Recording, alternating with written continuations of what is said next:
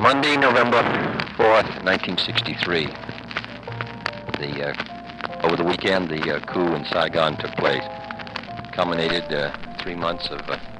With his children playing in the background, President John F. Kennedy dictated a confession. Over the weekend, a coup in Saigon took place, he says. I was shocked by the deaths of Diem and Nhu. Diem, the president of Vietnam, and his younger brother had been brutally murdered. JFK says, I feel we must bear a good deal of responsibility for the coup. The way he was killed was particularly abhorrent. The two men had been thrown into the back of a vehicle and then stabbed and shot. Kennedy admits that an ill-considered cable had encouraged the CIA to back the coup. I should not have given my consent, he says.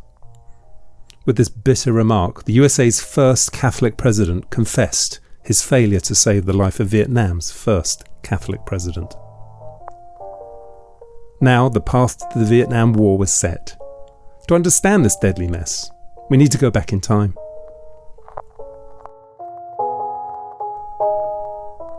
By the mid-1950s, Vietnam had suffered 60 years of French colonial rule.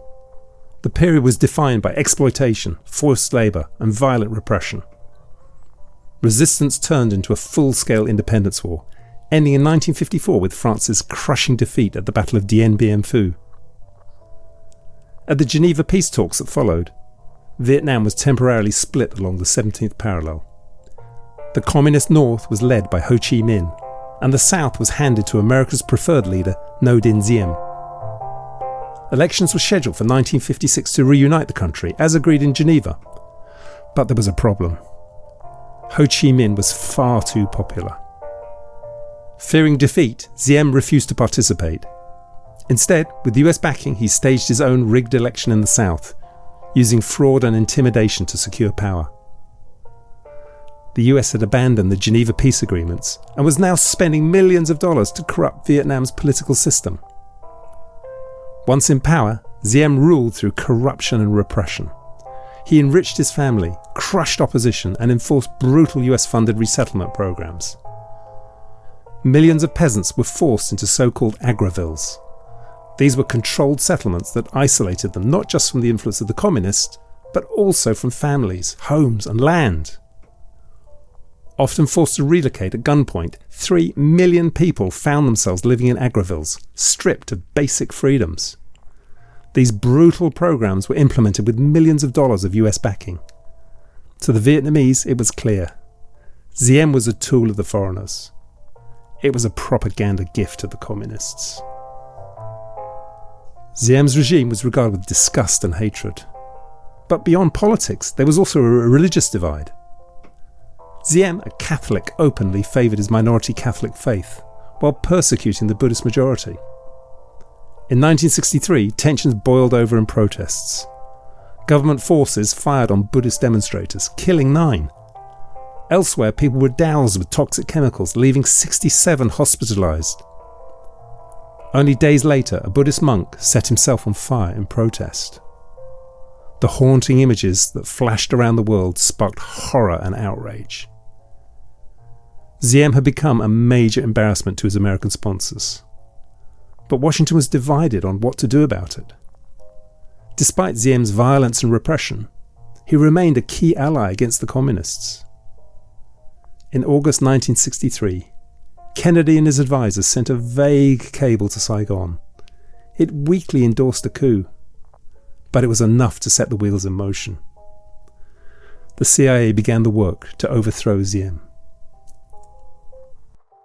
In November 1963, South Vietnamese generals, using money provided by CIA agent Lucien Conan, seized power.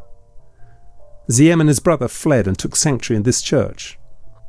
But the next day they were captured and killed. Kennedy was deeply troubled. Years earlier he had supported nations struggling for independence.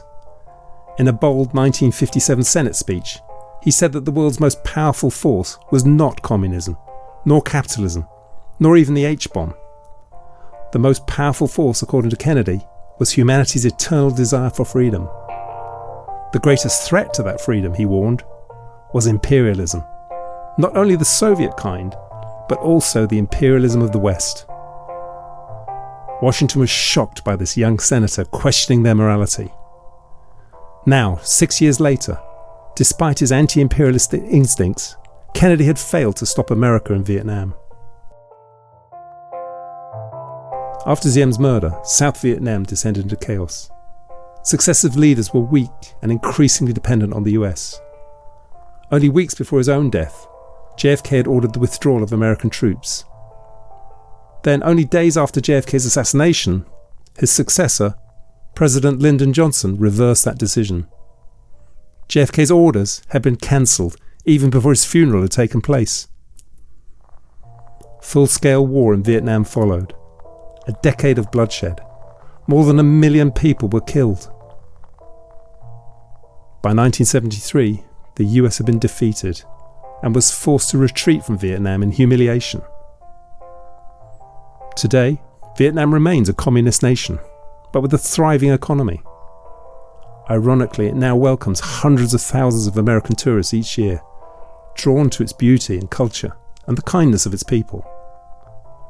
What a tragedy.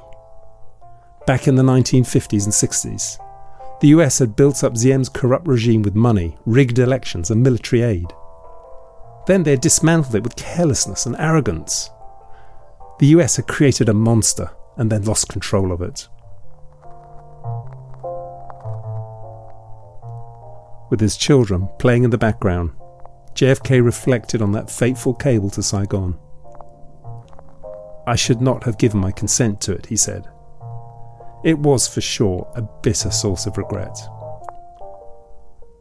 With hindsight, the scale of the suffering and the slaughter caused by the USA in Vietnam is staggering. Decades of war and sponsored tyranny, all in a failed effort to stop an imagined enemy. Perhaps most astonishingly, all through these years, America had the unshakable belief that they were the good guys in this blood-soaked tale of good and evil. The question remains, will we ever learn? This was History in Bites. Thanks for watching.